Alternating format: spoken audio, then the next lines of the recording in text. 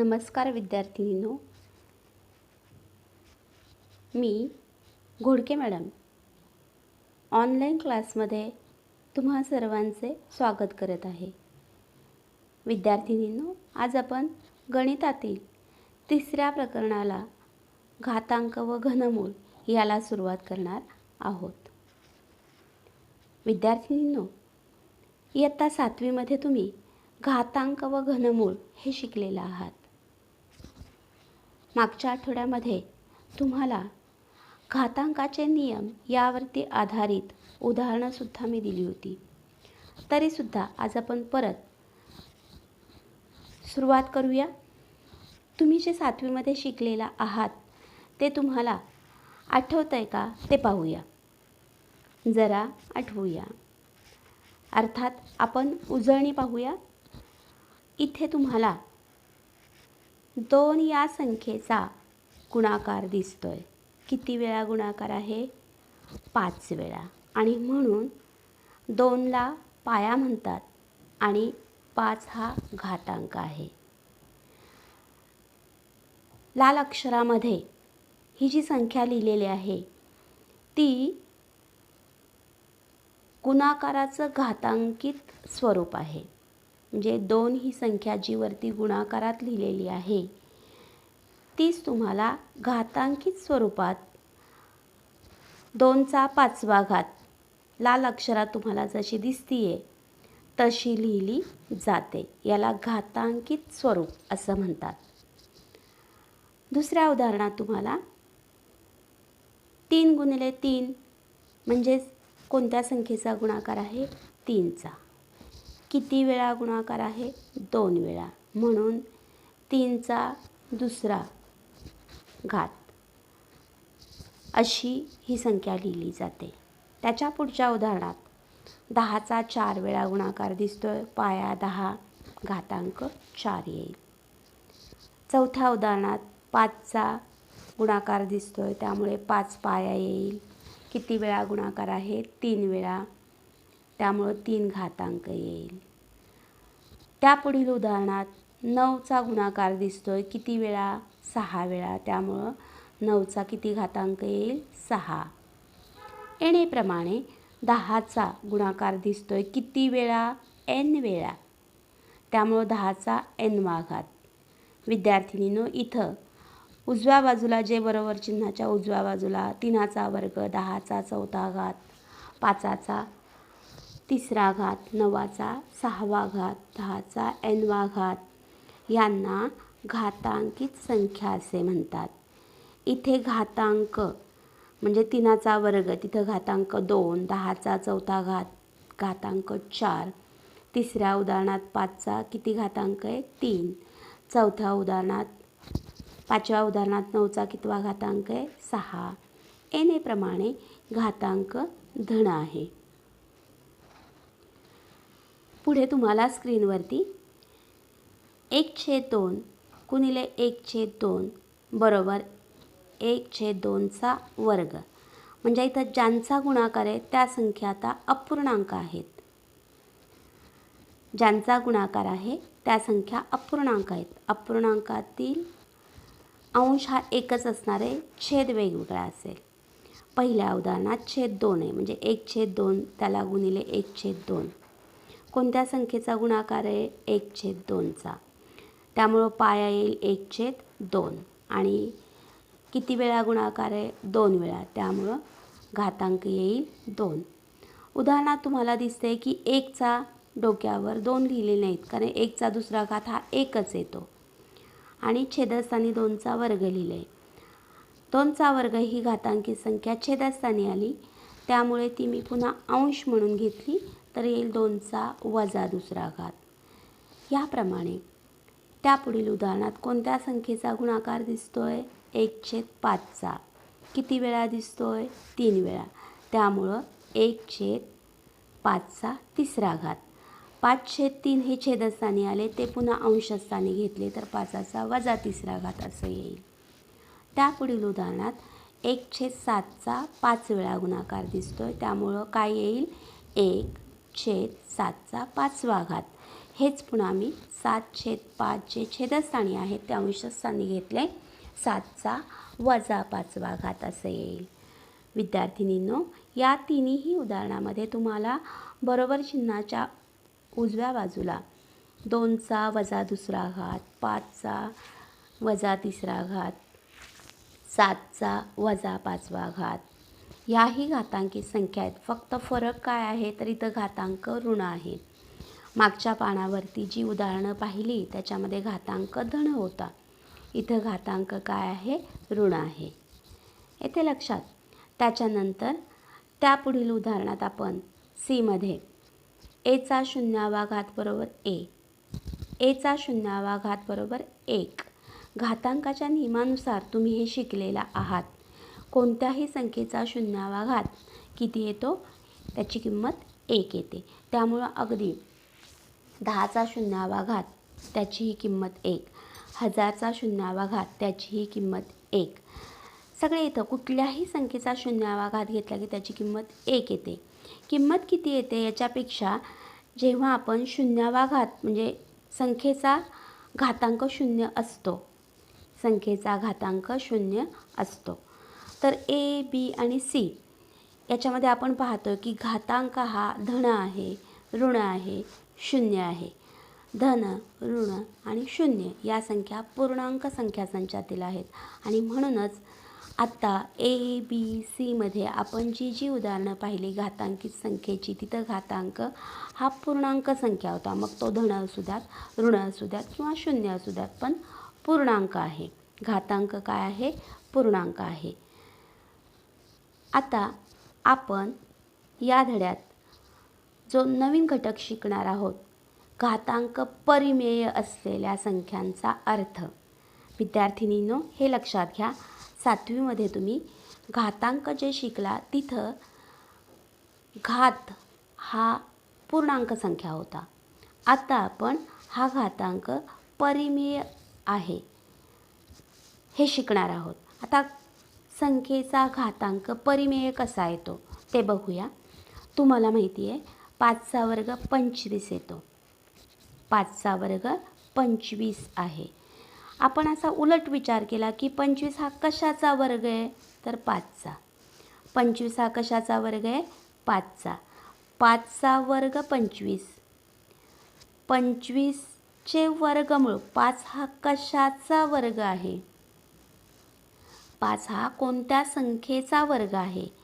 हा विचार जेव्हा आपण करतोय तेव्हा ते शब्दात कसं लिहिलं जातं किंवा चिन्हात कसं लिहिलं जातं तर या चिन्हाचा उपयोग करून 25 हे त्या चिन्हाच्या आत टाकले जातात. बघा खाली तुम्हाला दिसतंय चिन्ह दिसतंय, चिन्हाच्या आत 25 आहेत. तर इथं हे वाचताना आपण 25चे वर्गमूळ, 25चे वर्गमूळ किंवा 25चे दुसरे मूळ असं वाचणार आहोत. आणि हे जे तुम्हाला चिन्हांकित स्वरूपात दिसतंय तेच घातांकित संख्येच्या स्वरूपात कसं लिहितात तर चिन्हाच्या आत 25 संख्या आहे म्हणून पाया 25. आणि या करणीची कोटी म्हणजे हा जो छोटा त्रिकोण दिसतो तिथे संख्या नाही, ती 2 असते. त्यामुळं घातांकाला 1/2. थोडक्यात 25चे दुसरे मूळ असं त्याचं वाचन करतात. 25चे दुसरे मूळ. मी जे सुरुवातीला तुम्हाला म्हटलं की 25 कशाचा वर्ग आहे तर 5चा. 25 कोणत्या संख्येचा वर्ग आहे? 5चा. म्हणजेच 25चे वर्गमूळ 5. तर 25चे वर्गमूळ, 25चे दुसरे मूळ हे घातांकित स्वरूपात वरती इथं चौकटीत जे दिलेले आहे घातांकित रूपात असं लिहिलं जातं. विद्यार्थिनींनो, खाली काही उदाहरणं दिलेली आहेत तुमच्यासाठी.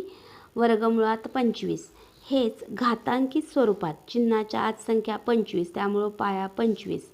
कोटी 2 आहे म्हणून घातांकी किती येईल? 1/2. आणि या घातांकित संख्येचं वाचन 25चे वर्गमूळ किंवा दुसरे मूळ. दुसऱ्या उदाहरणात वर्गमुळात 36 असं लिहिलेलं आहे.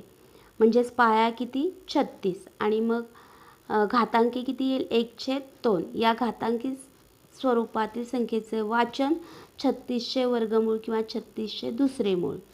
तिसऱ्या उदाहरणात आता त्या छोट्याशा चौकटीत 3 दिसत आहेत आणि चिन्हाच्या आत 27 आहेत, म्हणजे पाया किती आला 27 आणि इथं 3 आहेत म्हणून घातांकी किती आला 1/3. नुसता 3 नाही तर 1/3. आणि वाचन कसं करायचं 27चे घनमूळ किंवा 27चे तिसरे मूळ. त्यापुढील उदाहरणात पाया किती आहे म्हणजे चिन्हाच्या आत 36 आहेत म्हणून पाया 36. कोटी किती आहे 4 म्हणून घातांक 1/4 आणि वाचन कसं करायचं 36चे चौथे मूळ. त्यापुढील उदाहरणात पाया 28 घातांक किती येईल 1/5 वाचन कसं करणार 28चे पाचवे मूळ.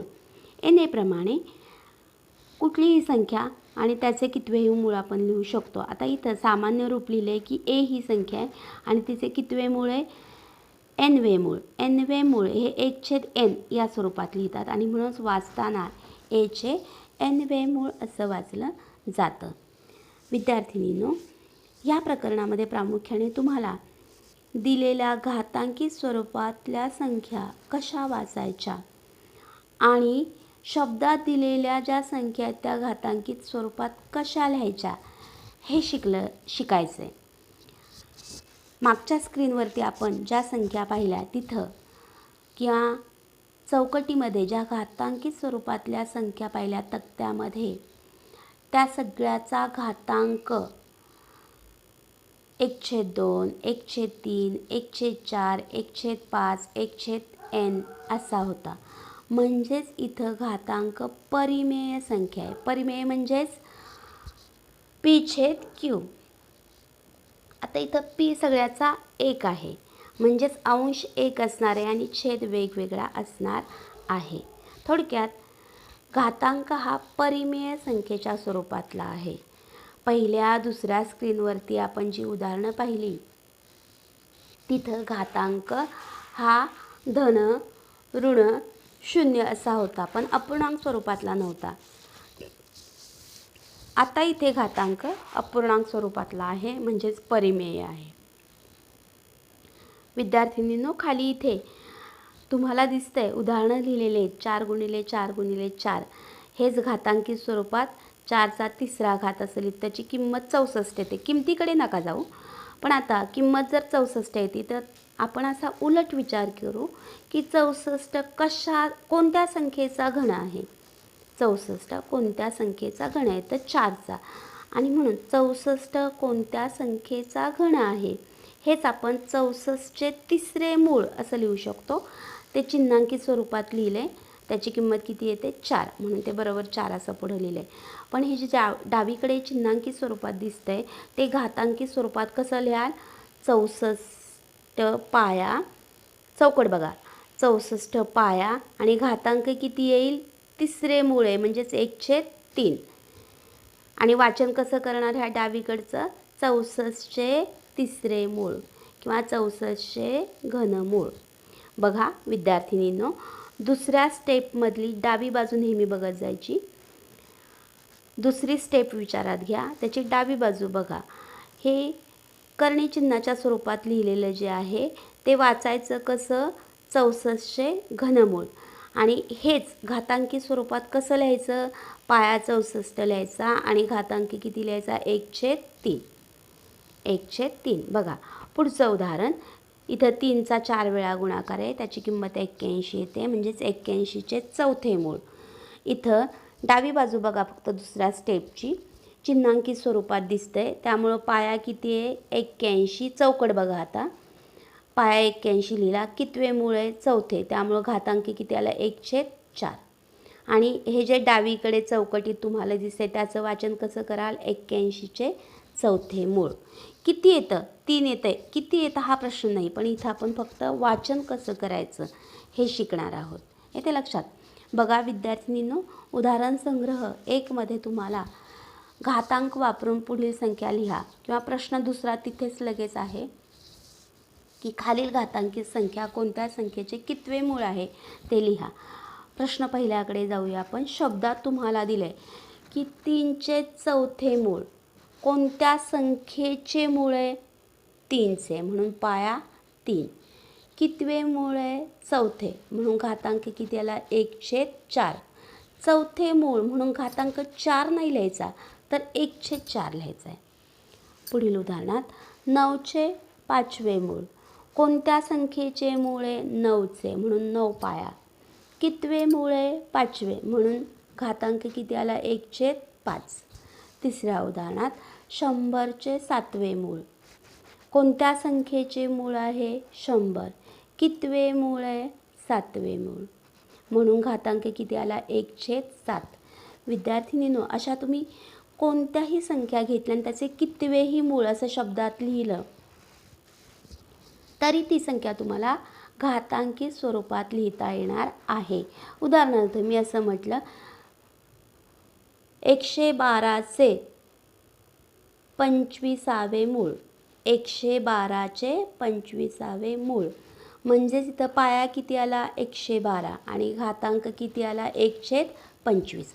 तर तुम्ही येणेप्रमाणे अशी आणखी 10 उदाहरणं शब्दात मांडायची आणि ती पुढे घातांकी स्वरूपात लिहायची. संख्या कुठल्या असाव्यात ह्याला काही बंधन नाही, तुम्ही तुमच्या मनाने संख्या घ्यायच्या, फक्त त्यापुढे घातांकी स्वरूपात तुम्हाला मांडता आल्या पाहिजेत. इथं 3 जशी उदाहरणं मी लिहिलीत त्याच्या खाली आणखी 10 म्हणजे 13 एकूण उदाहरणं तुमची उदाहरण अभ्यासात दिसतील. येते लक्षात. नंतर पुढचा प्रश्न, खालील घातांकित संख्या कोणत्या संख्येचे कितवे मूळ आहे ते लिहा. आता तुम्हाला घातांकित स्वरूपातली संख्या दिली आहे आणि ती वरती जशी शब्दात दिली आहे तसं आपण शब्दात लिहायची. आता इथं म्हणजे कंसाच्या आत किती आहेत? 81 म्हणजे 81 पाया आहे, त्यामुळे 81 या संख्येचे असा शब्द येईल. आणि घातांक किती आहे? 1/4 म्हणजेच कितवे मूळ? चौथे मूळ. त्यापुढील उदाहरणात कंसात कुठली संख्या आहे? 23 म्हणजे 23 पाया आहे, म्हणजे 23चे कितवे मूळ आहे? घातांक किती आहे? 1/5 म्हणजे कितवे मूळ आहे? 5वे मूळ. त्यापुढील उदाहरणात 134 पाया आहे, म्हणजे 134 या संख्येचे कितवे मूळ आहे? घातांक किती आहे? 1/3 तिसरे मूळ. येते लक्षात. येण्याप्रमाणे विद्यार्थिनींनी तुम्हाला आणखीनही उदाहरणं लिहिता येतील. उदाहरणार्थ मी असं लिहिलं कंसात 75 आणि घातांक लिहिला 1/9 म्हणजे शब्दात कसं लिहिणार तुम्ही? 75 या संख्येचे 9वे मूळ. येते लक्षात. येण्याप्रमाणे विद्यार्थिनींनो इथं 3 उदाहरणं लिहिले, त्याच्याखाली आणखी 10 उदाहरणं तुम्ही तुमच्या मनाने लिहा आणि ती स्वाध्यायामध्ये एकूण 13 उदाहरणं दिसू द्यात. येते लक्षात. म्हणजे आज आपण काय शिकलो? तर घातांक परिमेय संख्या असताना त्या घातांकित संख्येचा अर्थ आपल्याला समजून घ्यायचा होता, तो आपण घेतला. येते लक्षात. आणि आता तुम्हाला उदाहरण संग्रहात असं घातांक परिमेय संख्या असतानाच्या घातांकित संख्या दिलेल्या आहेत, त्या शब्दात लिहिता आल्या पाहिजेत, वाचता आल्या पाहिजेत. किंवा घात स्वरूपातली संख्या दिसली तर ती तुम्हाला कोणती संख्या आहे, तिचे कितवे मूळ आहे हेही सांगता आलं पाहिजे. आणि म्हणून तुम्ही आता ही 13 उदाहरणं जी मी 3 दोन्ही प्रश्नात दिली ती आणि प्लस तुम्ही तुमच्या मनाने 10 उदाहरणं अशी एकूण 26 उदाहरणं आणि याशिवाय उदाहरण संग्रह पहिला जो आहे तोही तुम्ही सोडवायचा आहे. 2 दिवसात अभ्यास पूर्ण करायचा आहे. अभ्यासाची घाई करू नका. हा जो व्हिडिओ मी तुम्हाला पाठवणार आहे तो तुम्ही व्यवस्थित 3 ते 4 वेळा पुन्हा ऐका आणि मग अभ्यासाला सुरुवात करा. ओके, ठीक आहे, समजलं? छान.